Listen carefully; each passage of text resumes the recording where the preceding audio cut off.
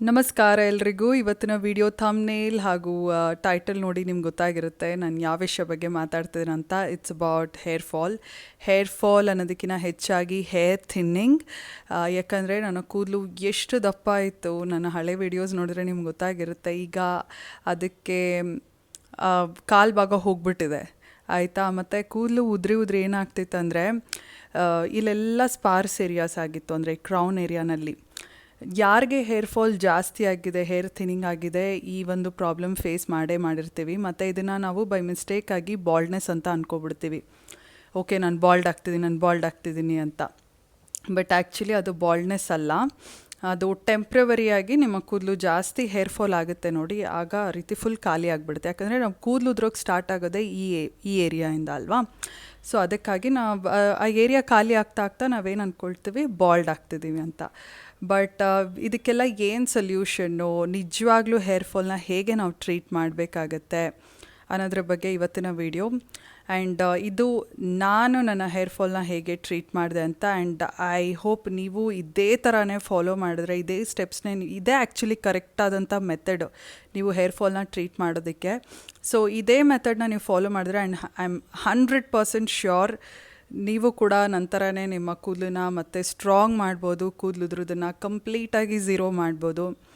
So ಬನ್ನಿ video start ಮಾಡೋಣ.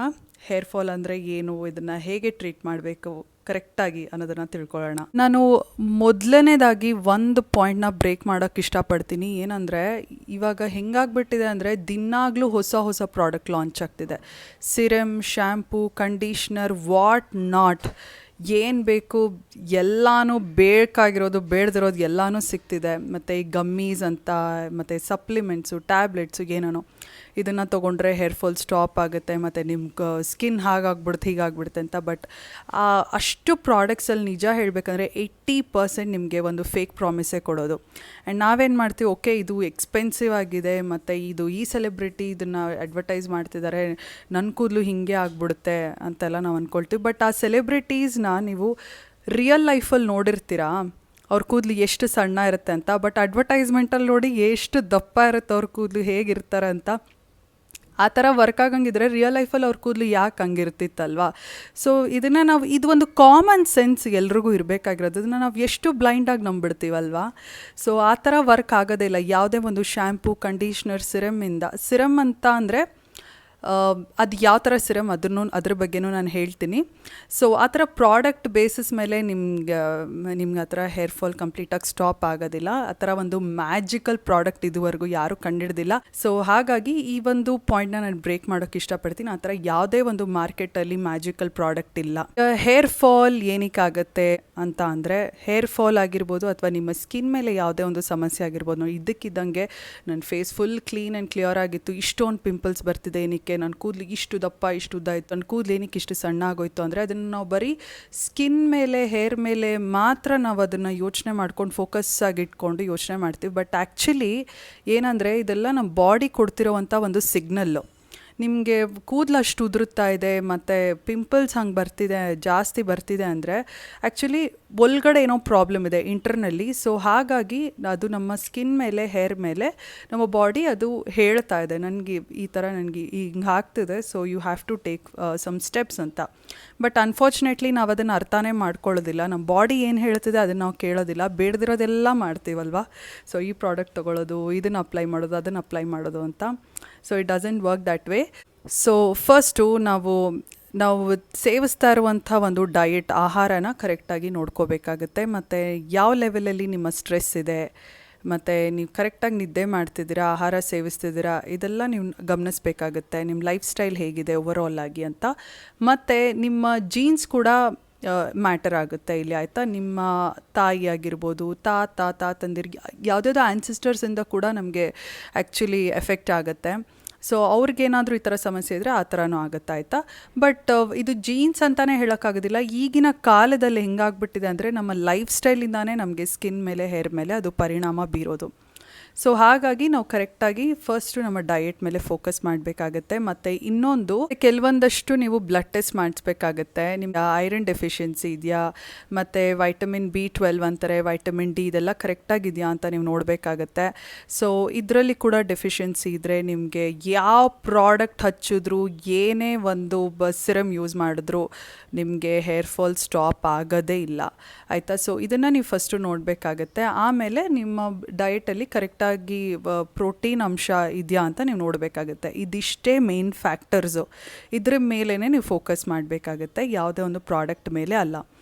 So ಈಗ ನನ್ನ ಕೇಸಲ್ಲಿ ಏನಾಗಿತ್ತು ಅಂತ ಅಂದರೆ ನನಗೆ ಐರನ್ ಡೆಫಿಷಿಯನ್ಸಿ ಇತ್ತು.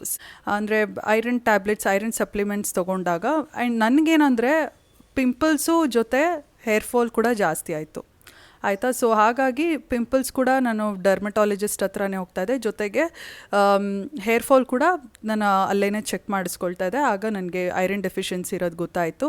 ಐರನ್ ಸಪ್ಲಿಮೆಂಟ್ಸ್ ತೊಗೋತಾ ಇದ್ದೆ. ಸಪ್ಲಿಮೆಂಟ್ಸ್ ಜೊತೆಗೆ ನಮ್ಮ ಫುಡ್ಡಲ್ಲಿ ಕೂಡ ಅಷ್ಟೇ ಐರನ್ ರಿಚ್ ಫುಡ್, ಸೊಪ್ಪು, ಗ್ರೀನ್ ಲೀಫಿ ವೆಜಿಟೇಬಲ್ಸ್ ಅಂದರೆ ಹಸಿರಾಗಿರುತ್ತೆ ನೋಡಿ, ತರಕಾರಿ ಸೊಪ್ಪು ನಮ್ಮೆಲ್ರಿಗೂ ಉತ್ತರಾಗ ಹಸಿರಾಗೇ ಇರುತ್ತೆ.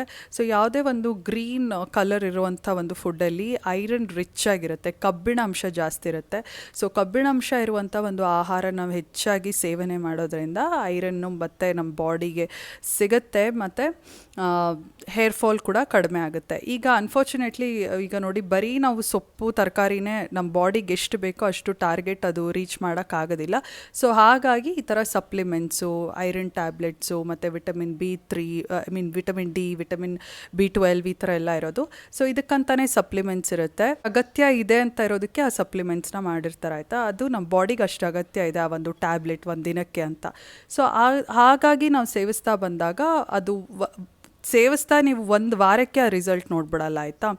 ನೀವು ಆ ಟ್ಯಾಬ್ಲೆಟ್ ತೊಗೊಳ್ತಾ ಇದ್ದರೆ ಒಂದು 2 ಮಂತ್ಸ್ ಆದರೂ ಆಗುತ್ತೆ, 3 ಮಂತ್ಸ್ ಆದರೂ ಆಗುತ್ತೆ, ಗ್ರ್ಯಾಜುವಲ್ ಆಗಿ ನಿಮ್ಮ ಹೇರ್ ಫಾಲ್ ಸ್ಟಾಪ್ ಆಗುತ್ತೆ. ಅದು ಬರೀ ಟೆಂಪ್ರವರಿಗಲ್ಲ, ಪರ್ಮನೆಂಟಾಗಿ. ಇನ್ನೂ ಒಂದು ಮುಖ್ಯವಾದ ಫ್ಯಾಕ್ಟರ್ ಏನಂದರೆ ನೀವು ಕರೆಕ್ಟಾಗಿ ನಿದ್ದೆ ಮಾಡ್ತಿದ್ದೀರಾ ಅಂತ. ಇವಾಗಿನ ಲೈಫ್ ಸ್ಟೈಲ್ ಫುಲ್ಲು ಬರೀ ಸ್ಟ್ರೆಸ್ ಆಗಿಬಿಟ್ಟಿದೆ. ರಾತ್ರಿ 2 ಗಂಟೆವರೆಗೂ ಫೋನ್ ನೋಡೋದು, ಫುಲ್ಲು ಸುತ್ತಾಡೋದು, ಹೀಗೆಲ್ಲ ಆಗಿಬಿಟ್ಟಿದೆ.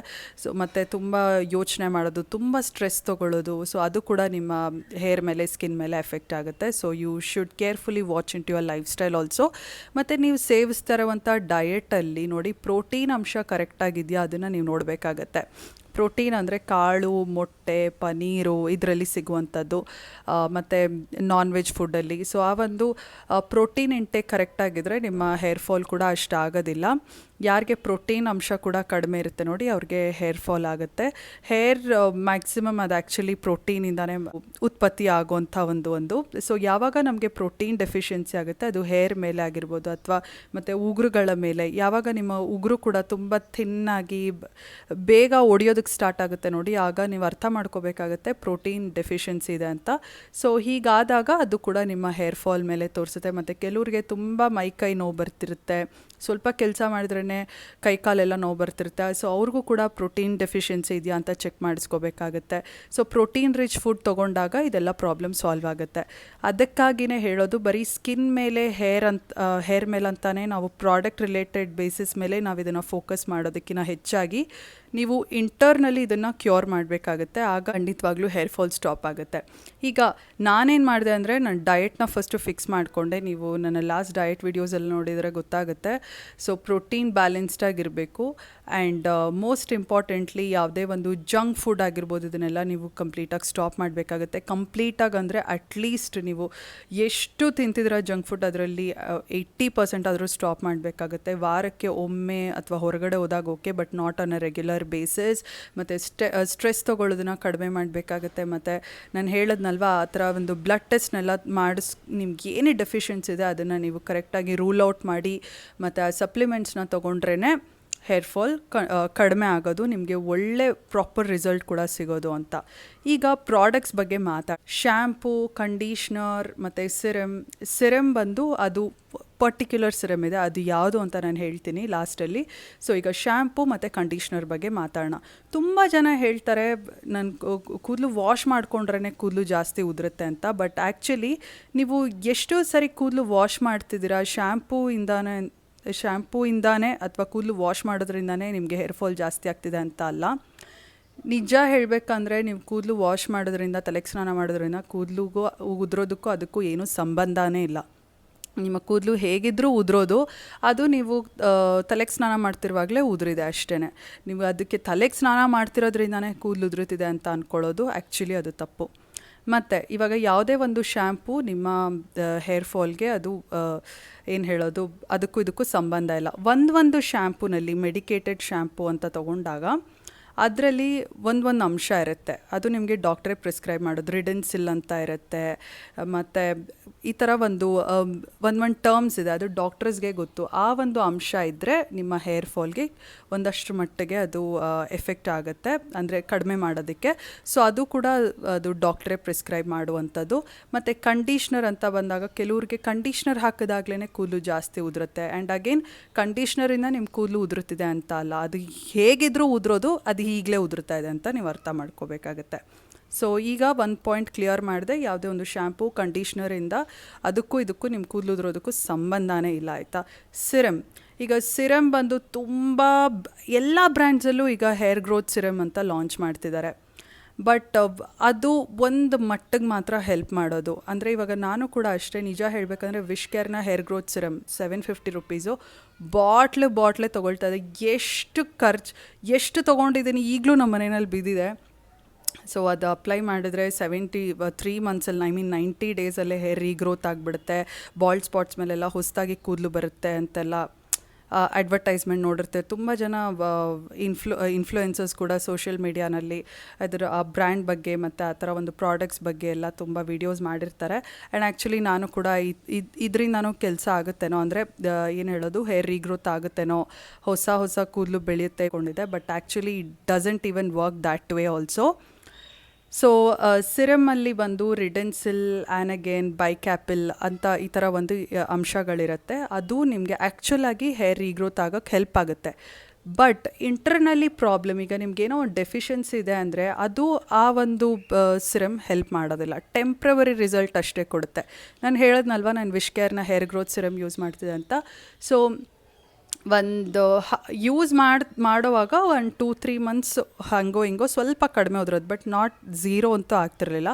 But again it was back to normal. ನಾನು ಯಾವಾಗ ನನ್ನ ಐರನ್ ಡೆಫಿಷಿಯನ್ಸಿನ ಕರೆಕ್ಟಾಗಿ ಟ್ರೀಟ್ ಮಾಡಿದೆ, ಪ್ರೋಟೀನ ಕರೆಕ್ಟಾಗಿ ತೊಗೊಳ್ತಾ ಇದ್ದೆ, ಸೊ ಆಗಲೇ ನನ್ನ ಕೂದಲು ಉದುರೋದು ಆ್ಯಕ್ಚುಲಾಗಿ ಸ್ಟಾಪ್ ಆಗಿದ್ದು. ಮತ್ತು ಈಗ ನೀವು ಇವಾಗ ಏನಂದರೆ ಜಾಸ್ತಿ ಹೇರ್ ವಾಶ್ ಮಾಡುವಾಗಲೂ ಕೂದಲು ಬಾಚುವಾಗಲಾದರೂ ನಿಜವಾಗ್ಲೂ ಖಂಡಿತವಾಗ್ಲೂ ಹೇರ್ ಫಾಲ್ ಇಲ್ಲ.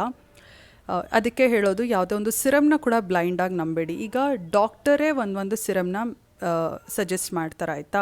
ಈ ಒಂದು ವಿಶ್ ಕೇರ್ನ ಹೇರ್ ಗ್ರೋತ್ ಸಿರಮ್ ಆಗಿರ್ಬೋದು, ಮತ್ತು ಮಿನಿಮಲಿಸ್ಟ್ನ ಹೇರ್ ಗ್ರೋತ್ ಸಿರಮ್ ಆಗಿರ್ಬೋದು, ಇದರಲ್ಲಿ ರಿಡೆನ್ಸಿಲ್, ಬೈಕ್ಯಾಪಿಲ್, ಆ್ಯನಗೇನ್ ಅಂತೆಲ್ಲ ಇಷ್ಟು ಪರ್ಸೆಂಟೇಜಲ್ಲಿರುತ್ತೆ ನೋಡಿ. ಅದೇ ಸೇಮೇನೆ ಡಾಕ್ಟರ್ಸು ಪ್ರಿಸ್ಕ್ರೈಬ್ ಮಾಡ್ತಾರೆ, but it will be in medicated ಬೇರೆ ಬ್ರ್ಯಾಂಡ್ ಇರುತ್ತೆ. ಸೊ ಅದರಲ್ಲಿ ನಿಮಗೆ ಕರೆಕ್ಟಾಗಿ ಎಷ್ಟು ಪರ್ಸೆಂಟ್ ಇರಬೇಕಾಗುತ್ತೆ ಮತ್ತು ನಿಮಗೆ ಯಾವುದು ಸೂಕ್ತ ಅಂತ ಅದು ಡಾಕ್ಟರ್ ಸಜೆಸ್ಟ್ ಮಾಡ್ತಾರೆ. ಸೊ ಆ ಥರ ಒಂದು ಸಿರಮ್ ಯೂಸ್ ಮಾಡಿದ್ರೆ ಇಟ್ ವರ್ಕ್ಸ್. ನೀವು ಯಾವುದೊಂದು ಕಮರ್ಷಿಯಲ್ ಬ್ರ್ಯಾಂಡ್ ಮೇಲೆ ರಿಲೈ ಮಾಡೋದಕ್ಕಿಂತಲೂ ಈ ಥರ ನೀವು ನಂಬೋದ್ರಿಂದ ಏನಾಗುತ್ತೆ ಹೇಳಿ, ಆ ರಿಸಲ್ಟು ಒಂದು ಮಟ್ಟಿಗೆ ಎಫೆಕ್ಟಿವ್ ಆಗಿರುತ್ತೆ. But again what I want to tell you is, ಯಾವುದೇ ಒಂದು ಸಿರಮ್ ಅಂತಲೇ ನೀವು ಟಾರ್ಗೆಟ್ ಮಾಡೋಕ್ಕೆ ಹೋಗಬೇಡಿ. First you fix your lifestyle, diet ಮತ್ತು ಡೆಫಿಷಿಯನ್ಸಿ. ಮೇಯ್ನ್ಲಿ ಏನು ಡೆಫಿಷಿಯನ್ಸಿ ಇದೆ ಅದನ್ನು ನೀವು ಕರೆಕ್ಟಾಗಿ ರೂಲ್ ಔಟ್ ಮಾಡ್ಕೊಳ್ಳಿ. ಆಗಲೇ ನಿಮಗೆ ಹೇರ್ ಫಾಲು ಕಂಪ್ಲೀಟಾಗಿ ಸ್ಟಾಪ್ ಆಗುತ್ತೆ. ಕೆಲವ್ರಿಗೆ ಥೈರಾಯ್ಡ್ ಇರುತ್ತೆ, ಥೈರಾಯ್ಡಿಂದ ಕೂದಲು ಉದುರುತ್ತೆ. ಮತ್ತು ಕೆಲವ್ರಿಗೆ ಡಯಾಬಿಟೀಸ್ ಬಾರ್ಡರ್ ಲೈನಲ್ಲಿರುತ್ತೆ, ಅವ್ರಿಗೂ ಕೂಡ ಕೂದಲು ಉದುರುತ್ತೆ. ಈಗ ನಾನು ಮುಖ್ಯವಾಗಿ ಇನ್ನೊಂದು ವಿಷಯ ಹೇಳಬೇಕು, ಬಾಲ್ಡ್ ಸ್ಪಾಟ್ಸ್ ಬಂದು ಪರ್ಮನೆಂಟ್ ಇರುತ್ತೆ, ಟೆಂಪ್ರವರಿ ಇರುತ್ತೆ. ಸೊ ಟೆಂಪ್ರವರಿ ಬಾಲ್ಡ್ನೆಸ್ ನನಗಿದ್ದಿದ್ದು, ಆಯಿತಾ. ಅಂದರೆ ಏನಂದರೆ ಕೂದಲು ಎತ್ತಿ ಬಾಚಿದಾಗ ಈ ಬಾಲ್ಡ್ ಸ್ಪಾಟ್ಸ್ ಕಾಣಿಸೋದು. ಆ ಥರ ನಿಮಗೆ ಬರೀ ಕೂದಲು ಎತ್ತಿ ಬಾಚಿದಾಗ ಮಾತ್ರ ನಿಮ್ಗೆ ಆ ಥರ ಬಾಲ್ಡ್ ಸ್ಪಾಟ್ಸ್ ಕಾಣಿಸ್ತದೆ ಅಂತ ಅಂದರೆ ಇಟ್ ಇಸ್ ಟೆಂಪ್ರವರಿ. ಅಂದರೆ ನಿಮ್ಮ ಹೇರ್ ಫಾಲಿಕಲ್ ಕಂಪ್ಲೀಟಾಗಿ ಸತ್ತಿರೋದಿಲ್ಲ. ಎಲ್ಲ ಚಾನ್ಸಸ್ ಇರುತ್ತೆ ಅಲ್ಲಿ ಮತ್ತೆ ಹೊಸದಾಗಿ ಹೇರ್ ರೀಗ್ರೋತ್ ಆಗೋದಕ್ಕೆ. ಕಂಪ್ಲೀಟಾಗಿ ಬಾಲ್ಡ್ ಆಗೋದಕ್ಕೆ ಚಾನ್ಸ್ ಇಲ್ಲ. ಸೊ ಬಾಲ್ಡ್ನೆಸ್ ಯಾವಾಗ ಆಗುತ್ತೆ ಅಂದರೆ ಆ ಹೇರ್ ಫಾಲಿಕಲ್ಸ್ ಕೂಡ ಸತ್ತೋಗ್ಬಿಟ್ಟಿರುತ್ತೆ, ಆಯಿತಾ. ಫುಲ್ ಕಂಪ್ಲೀಟಾಗಿ ಸ್ಮೂತಾಗಿ ಆ ಬಾಲ್ಡ್ ಸ್ಪಾಟ್ ಎಷ್ಟು ಎವಿಡೆಂಟಾಗಿ ಕಾಣಿಸ್ತಿರುತ್ತೆ ಅಂದರೆ ನೀಟಾಗಿ ಪ್ಯಾಚ್ ನೀಟಾಗಿ ಸರ್ಕಲ್ ಆಗಿ ಫುಲ್ ಸ್ಮೂತ್ ಆಗಿಬಿಟ್ಟಿರುತ್ತೆ. ಸೊ ಅದು ಆ್ಯಕ್ಚುಲಿ ಬಾಲ್ಡ್ ಸ್ಪಾಟ್ಸ್ ಅನ್ನೋದು. ಅದಕ್ಕೂ ಇದಕ್ಕೂ ತುಂಬ ವ್ಯತ್ಯಾಸ ಇದೆ. ಪರ್ಮನೆಂಟ್ ಬಾಲ್ಡ್ ಸ್ಪಾಟ್ಸ್ಗೂ ಟೆಂಪ್ರವರಿ ಬಾಲ್ಡ್ ಸ್ಪಾಟ್ಸ್ಗೂ ಅದನ್ನು ನೀವು ಕನ್ಫ್ಯೂಸ್ ಮಾಡ್ಕೊಳ್ಳೋಕೆ ಹೋಗಬೇಡಿ. ಸೊ ನಿಮಗೆ ಟೆಂಪ್ರವರಿ ಇದೆ ಅಂದರೆ ಏನು ಹೇಳಿ, ಕೂದಲು ಎತ್ತಿ ಬಾಚಿದಾಗ ಮಾತ್ರ ನೀವು ಪರ್ಟಿಕ್ಯುಲರ್ ಹೇರ್ ಸ್ಟೈಲ್ ಮಾಡ್ಕೊಂಡಾಗ ಮಾತ್ರ ಆ ಥರ ಬಾಲ್ಡ್ ಸ್ಪಾಟ್ಸ್ ಕಾಣಿಸಿದೆ ಅಂದರೆ it is likely to be not permanent. ಅಲ್ಲಿ ಹೇರ್ ಗ್ರೋತ್ ಆಗೋ ಎಲ್ಲ ಚಾನ್ಸಸ್ ಇರುತ್ತೆ, ಪ್ರೊವೈಡೆಡ್ ನಾನು ಹೇಳಿದಂಥ ಕೆಲವೊಂದು ಟೆಸ್ಟ್ನ ನೀವು ಮಾಡಿಸ್ಕೊಂಡ್ರೆ, ಅದನ್ನು ಕರೆಕ್ಟಾಗಿ ಟ್ರೀಟ್ ಮಾಡಿದ್ರೆ, ನಿಮ್ಮ ಡಯಟ್ ಕರೆಕ್ಟಾಗಿದ್ದರೆ, ಸ್ಟ್ರೆಸ್ ಲೆವೆಲ್ಸ್ ಕಡಿಮೆ ಇದ್ದರೆ ಮಾತ್ರ ಅಲ್ಲಿ ಹೇರ್ ಗ್ರೋತ್ ಆಗೋಕ್ಕೆ ಸಾಧ್ಯ. ಯಾವುದೇ ಒಂದು ಶ್ಯಾಂಪು, ಕಂಡೀಷ್ನರ್, ಸಿರಮಿಂದ ಸಾಧ್ಯ ಇಲ್ಲವೇ ಇಲ್ಲ. ಮನೆಯಲ್ಲಿ ತಯಾರಿಸುವಂಥ ಹೇರ್ ಆಯಿಲಿಂಗ್ ಬಗ್ಗೆ ನಾನು ಮಾತಾಡಲೇಬೇಕು. ಈಗ ಹೇರ್ ಆಯಿಲಿಂಗ್ ಬಂದ್ಬಿಟ್ಟು, ಹೇರ್ ಆಯಿಲಿಂಗು ನಿಮಗೆ ಡೈರೆಕ್ಟಾಗಿ ಕೂದಲು ಉದುರೋದಕ್ಕೆ ಡೈರೆಕ್ಟಾಗಿ ಹೆಲ್ಪ್ ಆಗೋದಿಲ್ಲ. ಈಗ ನಾನು ಹೇಳಿದ್ದೆಲ್ಲ ನೀವು ಫಾಲೋ ಮಾಡಬೇಕಾಗುತ್ತೆ. ಮತ್ತು ಕೆಲವೊಂದು ಇಂಗ್ರೀಡಿಯೆಂಟ್ಸ್ ಆ್ಯಕ್ಚುಲಿ ನಿಮ್ಮ ಹೇರ್ ರೀಗ್ರೋತ್ಗೆ ಹೆಲ್ಪ್ ಆಗುತ್ತೆ. ಮೆಂತ್ಯ ಕಾಳು ಆಗಿರ್ಬೋದು, ರೋಸ್ ಮೆರಿ ಆಗಿರ್ಬೋದು, ಮತ್ತು ಕರಿ ಲೀವ್ಸು, ಆನಿಯನ್ನು ಅಂದರೆ ಈರುಳ್ಳಿನಲ್ಲಿ ಕೂಡ ಅಷ್ಟೇ ತುಂಬಾ ಒಳ್ಳೆ ಬೆನಿಫಿಟ್ಸ್ ಇದೆ ಹೇರ್ ಫಾಲ್ ಕಂಟ್ರೋಲ್ ಆಗೋದಕ್ಕೆ. ಬಟ್ ಅಗೇನ್ ನಾನು ಏನು ಹೇಳೋಕ್ಕೆ ಇಷ್ಟಪಡ್ತೀನಿ ಅಂದರೆ, ನಾನು ಈ ಥರ ಎಲ್ಲ ಡಯಟ್ ಫಾಲೋ ಮಾಡ್ತೀನಿ, ಈ ಥರ ಎಲ್ಲ ನನ್ನ ಲೈಫ್ ಸ್ಟೈಲ್ ಇದೆ, ತುಂಬ ಸ್ಟ್ರೆಸ್ ಇದೆ, ನಾನು ಬರೀ ಈ ಹೇರ್ ಆಯಿಲ್ ಮಾಡೋದ್ರಿಂದ ನನ್ನ ಕೂದಲು ಫುಲ್ ಉದ್ರೋದು ಕಂಪ್ಲೀಟಾಗಿ ಸ್ಟಾಪ್ ಆಗಿಬಿಡುತ್ತೆ ಅಂದರೆ, even that is a mistake. ಆ ಥರ ಆಗೋದಿಲ್ಲ.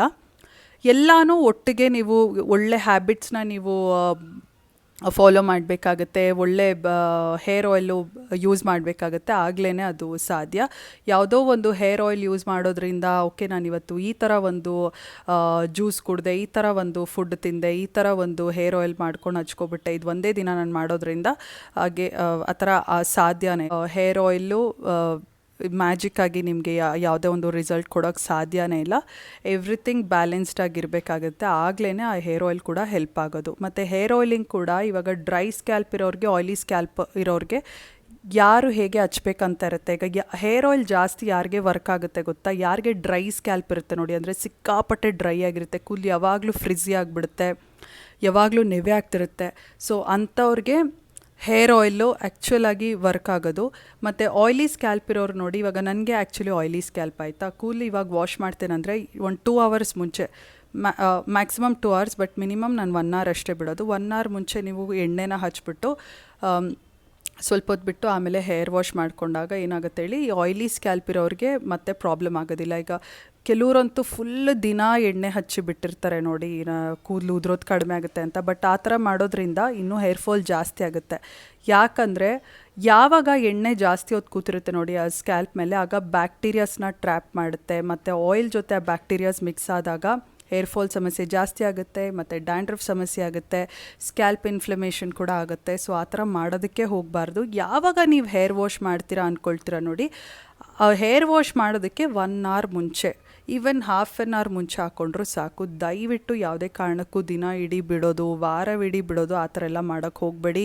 ಹಾಗೆ ಮಾಡೋದ್ರಿಂದ ನಿಮಗೆ ಹೇರ್ ಫಾಲ್ ನಿಜವಾಗ್ಲೂ ಕಡಿಮೆ ಆಗೋದಿಲ್ಲ, ಇನ್ನೂ ಜಾಸ್ತಿನೇ ಆಗುತ್ತೆ. ನೀವು ಮನೆಯಲ್ಲೇ ಕೆಲವೊಂದಷ್ಟು ಹೇರ್ ಆಯಿಲ್ನ ತಯಾರಿಸ್ತಿದ್ದೀರಾ ಅಂದರೆ ಮೆಂತ್ಯ ಕಾಳು ಯೂಸ್ ಮಾಡಿ, ಮತ್ತು ಕರಿ ಲೀವ್ಸು, ನಾನು ಹೇಳಿದಾಗೆ ಈರುಳ್ಳಿ ಯೂಸ್ ಮಾಡಿಕೊಂಡು, ಮತ್ತು ಬೆಟ್ಟದ ನೆಲ್ಲಿಕಾಯಿ ಯೂಸ್ ಮಾಡಿಕೊಂಡು, ಮತ್ತು ಏನು ಹೇಳಿ ದಾಸವಾಳ ಉದ್ದಿ, ಇದೆಲ್ಲ ವಂಡರ್ಫುಲ್ ಆಯಿತಾ ನಿಮ್ಮ ಕೂದಲಿಗೆ. ಬಟ್ ಅದನ್ನು ಕರೆಕ್ಟಾಗಿ ನೀವು ತಯಾರಿಸಬೇಕಾಗುತ್ತೆ. ಹೇಗೆ ಹಚ್ಕೋಬೇಕು, ಯಾವಾಗ ಹಚ್ಕೋಬೇಕು ಅದು ಕೂಡ ಮ್ಯಾಟರ್ ಆಗುತ್ತೆ. ಸೊ ಹೀಗೆ ನೀವು ಫಾಲೋ ಮಾಡಬೇಕಾಗುತ್ತೆ, ಆಗಲೇ ಆ ಹೇರ್ ಆಯಿಲ್ ಕೂಡ ವರ್ಕ್ ಆಗೋದು. ದಿನ ಇಡೀ ಬಿಟ್ಬಿಡ್ತೀನಿ, ವಾರವಿಡೀ ಬಿಡ್ತೀನಿ ಅಂದರೆ ಅದು ಇನ್ನೂ ಪ್ರಾಬ್ಲಮ್ ಜಾಸ್ತಿ ಆಗುತ್ತೆ. ಮತ್ತು ತುಂಬ ಕೇಸಸಲ್ಲಿ ಜಾಸ್ತಿ ಹೇರ್ ಆಯಿಲ್ ಅಪ್ಲೈ ಮಾಡೋದ್ರಿಂದ ಕೂಡ ಹೇರ್ ಫಾಲ್ ಜಾಸ್ತಿ ಆಗುತ್ತೆ. ಯಾವಾಗ ನಮ್ಮ ಸ್ಕ್ಯಾಲ್ಪ್ ಮೇಲೆ ಜಾಸ್ತಿ ಹೇರ್ ಆಯಿಲ್ ಯಾವಾಗ ಅದು ಸ್ಕ್ಯಾಲ್ಪ್ ತುಂಬ ಹೀರ್ಕೊಳ್ಳುತ್ತೆ ನೋಡಿ, ಆಗ ಈಸಿಯಾಗಿ ಹೇರ್ ಫಾಲ್ ಆಗಿಬಿಡುತ್ತೆ. ಸೊ ಅದು ಕೂಡ ತಿಳ್ಕೊಬೇಕು. ತುಂಬ ಜನಕ್ಕೆ ಜಾಸ್ತಿ ಮಸಾಜ್ ಮಾಡೋದ್ರಿಂದ ಕೂಡ ಹೇರ್ ಫಾಲ್ ಆಗುತ್ತೆ. ಯಾಕಂದರೆ ತುಂಬ ಹೇರ್ ಫಾಲಿಕಲ್ಸ್ ವೀಕ್ ಆಗಿರುತ್ತೆ ನೋಡಿ, ನೀವು ಫೋರ್ಸ್ಫುಲಿ ಅದು ಹೆಂಗಂದ್ರೆ ಹಂಗೆ ಹ್ಯಾಂಡಲ್ ಮಾಡಿಬಿಟ್ರೆ, ಮಸಾಜ್ ಮಾಡಿಬಿಟ್ರೆ ಹಾಕಿ ಚೆನ್ನಾಗಿ, ಹೇರ್ ಫಾಲ್ ಆಗುತ್ತೆ. ಸೊ ಹೇರ್ ಆಯಿಲ್ ಆಗ ಕೂಡ ಕೆಲಸ ಮಾಡೋದಿಲ್ಲ. ತುಂಬ ಚಾನ್ಸಸಲ್ಲಿ ಏನಂದರೆ ನಿಮ್ಮ ಡಯಟ್ನ ಫಿಕ್ಸ್ ಮಾಡ್ಕೋಬೇಕಾಗತ್ತೆ, ನೀವು ಹೇಗೆ ಲೈಫ್ ಸ್ಟೈಲ್ ಲೀಡ್ ಮಾಡ್ತೀರಾ ಅದನ್ನು ಫಿಕ್ಸ್ ಮಾಡ್ಕೋಬೇಕಾಗತ್ತೆ. ಆಗಲೇ ನೀವು ಚೆನ್ನಾಗಿ ನಿದ್ದೆ ಮಾಡಬೇಕು, ಇದೆಲ್ಲ ಮ್ಯಾಟರ್ ಆಗುತ್ತೆ. ಮತ್ತು ಏನು ಡೆಫಿಷಿಯನ್ಸ್ ಇದೆ ಮುಖ್ಯವಾಗಿ ಅದನ್ನು ಚೆಕ್ ಮಾಡಿಸ್ಕೊಂಡು ಅದಕ್ಕೆ ಏನು ಬೇಕು ಸಪ್ಲಿಮೆಂಟ್ಸ್ ತೊಗೊಂಡಾಗ ಮಾತ್ರ ಅದು ಏನು ಹೇಳೋದು ಹೇರ್ ರೀಗ್ರೋತ್ ಮಾಡೋದಕ್ಕೆ ಸಾಧ್ಯ. ಸೊ ಇದೇ ಒಂದು ಕರೆಕ್ಟಾದಂಥ ವಿಧಾನ. ಹೀಗೆ ನೀವು ಟ್ರೀಟ್ ಮಾಡೋದ್ರಿಂದ ಖಂಡಿತವಾಗ್ಲೂ ನಿಮ್ಮ ಹೇರ್ ಫಾಲ್ ನೀವು ಕೂಡ ಸ್ಟಾಪ್ ಮಾಡ್ಬೋದು. ಮತ್ತು ಎಷ್ಟು ದಿನಕ್ಕೆ ಸ್ಟಾಪ್ ಮಾಡಿದ್ರಿ ಅಂತ ನೀವು ಕೇಳ್ಬೋದು. ಡೆಫಿನೆಟ್ಲಿ ನಾಟ್ 1 ಮಂತ್ ಅಥವಾ 1 ವಾರದಲ್ಲಿ ಇವತ್ತು ನಾನು ಈ ಸಪ್ಲಿಮೆಂಟ್ ತೊಗೊಂಡೆ, ಇವತ್ತು ನಾನು ಒಳ್ಳೆ ಊಟ ತಿಂದ್ಬಿಟ್ಟೆ, ನಾಳೆಯಿಂದಾನೇ ನನ್ನ ಕೂದಲು ಉದುರೋದು ಕಡಿಮೆ ಆಗುತ್ತೆ, ಆ ಥರ ಆಗೋದಿಲ್ಲ. Consistency is the key. Regular ಆಗಿ ಡೈಲಿ ನೀವು ಫಾಲೋ ಮಾಡಬೇಕಾಗಿರುತ್ತೆ. ಹೀಗೆ ನೀವು ಡೈಲಿ ಫಾಲೋ ಮಾಡೋದ್ರಿಂದ ಏನಾಗುತ್ತೆ, ಅದು ಒಂದು ಹ್ಯಾಬಿಟ್ ಆಗುತ್ತೆ. ಆಗ ನಿಮಗೆ ಹೇರ್ ಫಾಲ್ ಆಟೋಮೆಟಿಕ್ಕಾಗಿ ಕಂಪ್ಲೀಟಾಗಿ ಸ್ಟಾಪ್ ಆಗುತ್ತೆ. ಇನ್ನೂ ಒಂದು ಮುಖ್ಯವಾದಂಥ ವಿಷಯ ನಾನು ಇಲ್ಲಿ ಹೇಳಲೇಬೇಕು. Love the way you are. ಕೆಲವ್ರಿಗೆ ಕೂದಲು ಥಿನ್ನಾಗಿರುತ್ತೆ, ಕೆಲವ್ರಿಗೆ ಥಿಕ್ಕಾಗಿರುತ್ತೆ, ಕೆಲವರು ಕಪ್ಪಗಿರ್ತಾರೆ, ಕೆಲವರು ಬೆಳ್ಳಗಿರ್ತಾರೆ, ಕೆಲವ್ರಿಗೆ ಪಿಂಪಲ್ಸ್ ಜಾಸ್ತಿ ಇರುತ್ತೆ, ಕೆಲವ್ರಿಗೆ ಬೇರೆ ಏನೇನೋ ಸ್ಕಿನ್ ಪ್ರಾಬ್ಲಮ್ಸ್ ಇರುತ್ತೆ. ಬಟ್ ಅದೆಲ್ಲ ಟೆಂಪ್ರವರಿ. ನೀವು ಏನು ಯೋಚನೆ ಮಾಡ್ತೀರಾ, ನೀವು ನಿಮ್ಮ ಬಾಡಿನ ಹೇಗೆ ನೀವು ಅದನ್ನು ಸ್ವೀಕರಿಸ್ತೀರಾ, ದಟ್ ಈಸ್ ಪರ್ಮನೆಂಟ್. ಸೊ ಯಾವತ್ತೂ ಲವ್ ಯೋರ್ ಸೆಲ್ಫ್. ಯಾವಾಗ ನೀವು ತುಂಬ ಜಾಸ್ತಿ ತಲೆ ಕೆಡಿಸ್ಕೊಂಡು ಓಕೆ ನಾನು ಚೆನ್ನಾಗಿಲ್ಲ, ನನ್ನ ಕೂದಲು ಇವಾಗ ಹಿಂಗಾಗ್ಬಿಟ್ಟಿದೆ, ನಾನು ಚೆನ್ನಾಗಿಲ್ಲ ಅಂತ ನಿಮಗೆ ನೀವು ಅನ್ಕೋಬಿಟ್ರೆ, ನೀವು ನಿಮ್ಮ ಬಾಡಿನ ಆ್ಯಕ್ಚುಲಿ ರೆಸ್ಪೆಕ್ಟ್ ಮಾಡಬೇಕು ಫಸ್ಟು. ಅದು ಹೇಗಿದೆ ನೀವು ಅದನ್ನು ಸ್ವೀಕರಿಸಬೇಕು. ಅದು ನಿಮ್ಮ ಕೂದಲೇ ಆಗಿರ್ಬೋದು, ನಿಮ್ಮ ಸ್ಕಿನ್ನೇ ಆಗಿರ್ಬೋದು. ಸೊ ಅದು ನೀವು ಹೇಗೆ ಸ್ವೀಕರಿಸ್ತೀರಾ ನೋಡಿ, ಆಗ ನಿಮ್ಮ ಲೈಫೇ ಚೇಂಜ್ ಆಗುತ್ತೆ. ಸೊ ಅದಕ್ಕೆ ಹೇಳೋದು, always love your self first. ನೀವು ನಿಮಗೆ ಮರ್ಯಾದೆ ಕೊಡಿ, ನೀವು ನಿಮ್ಮನ್ನು ಇಷ್ಟಪಡಿ. ನಿಮ್ಮ ಕೂದಲಾಗಿರ್ಬೋದು, ಸ್ಕಿನ್ ಆಗಿರ್ಬೋದು, ಅದು ಹೇಗೆ ಇರ್ಬೋದು, ಅದಕ್ಕೆ ನೀವು ಫಸ್ಟು ಓಕೆ ಹೀಗಿದ್ರೂ ನಾನು ಸುಂದರವಾಗಿದ್ದೀನಿ. ನೀವು ಯಾವಾಗ ನೀವು ಹಂಗೆ ಅಂದ್ಕೊಳ್ತೀರ ನೋಡಿ, ಆಗ ನಿಮ್ಮ ಮುಂದೆ ಬೇರೆ ಎಲ್ಲನೂ ಸುಂದರವಾಗೇ ಅನಿಸುತ್ತೆ, ಆಯಿತಾ. ಕೂದಲು ಜಾಸ್ತಿ ಉದುರೋಗ್ಬಿಟ್ಟಿದೆ, ಬಾಲ್ಡ್ ಸ್ಪಾಟ್ಸ್ ಕಾಣಿಸಿದೆ ಅಂತ ನೀವು ಚೆನ್ನಾಗಿಲ್ಲ ಅಂತ ಅಲ್ಲ. ಇದೆಲ್ಲ ಒಂದು ವಿಷಯನೇ ಅಲ್ಲ ಹೇಳಬೇಕಂದ್ರೆ. ಜೀವನದಲ್ಲಿ ಇನ್ನೂ ಬೇರೆ ಬೇರೆ ಎಷ್ಟೊಂದು ವಿಷಯ ಇದೆ ತಲೆ ಕೆಡಿಸ್ಕೊಳ್ಳೋದಕ್ಕೆ. ಇದಕ್ಕೆಲ್ಲ ತಲೆ ಕೆಡಿಸ್ಕೊಂಡು ಲೈಫ್ನ ಹಾಳು ಮಾಡ್ಕೋಬೇಡಿ ಗೈಸ್. ಇವತ್ತು ಈ ವಿಷಯ ಎಲ್ಲ ನಾನು ನಿಮಗೆ ಹೇಳಬೇಕಂತಿದೆ. ನಾನು ಏನೇನು ಅಂದ್ಕೊಂಡಿದ್ದೆ ಎಲ್ಲ ಆಲ್ಮೋಸ್ಟ್ ಹೇಳಿದ್ದೀನಿ ಅಂತ ಅಂದ್ಕೊಳ್ತೀನಿ. ಇನ್ನೂ ಬೇರೆ ಏನಾದರೂ ಡೌಟ್ಸ್ ಇದ್ದರೆ ದಯವಿಟ್ಟು ನನಗೆ ಕಮೆಂಟ್ ಸೆಕ್ಷನಲ್ಲಿ ಏನು ಡೌಟ್ ಅಂತ ಕೇಳಿ, ನಾನು ಆನ್ಸರ್ ಮಾಡ್ತೀನಿ. ಐ ಹೋಪ್ ಈ ವಿಡಿಯೋ ನಿಮಗೆ ಇಷ್ಟ ಆಗಿದೆ, ಹೆಲ್ಪ್ ಆಗಿದೆ ಅಂತ ಅಂದ್ಕೊಂಡು ಈ ವಿಡಿಯೋ ಎಂಡ್ ಮಾಡ್ತಿದ್ದೀನಿ. ಸೊ ನಿಮಗೇನಾದರೂ ಡೌಟ್ಸ್ ಇದ್ದರೆ ದಯವಿಟ್ಟು ಕಮೆಂಟ್ಸಲ್ಲಿ ಕೇಳಿ ತಿಳಿಸಿ. ನಾನು ಆದಷ್ಟು ಎಷ್ಟಾಗುತ್ತಷ್ಟು ಹೆಲ್ಪ್ ಮಾಡ್ತೀನಿ ಅಂತ ಹೇಳ್ತಾ ಸಿಗುವ ಮತ್ತೊಂದು ವಿಡಿಯೋನಲ್ಲಿ. ಅಂಟಿಲ್ ದೆನ್ ಟೇಕ್ ಕೇರ್, ಬಾಯ್.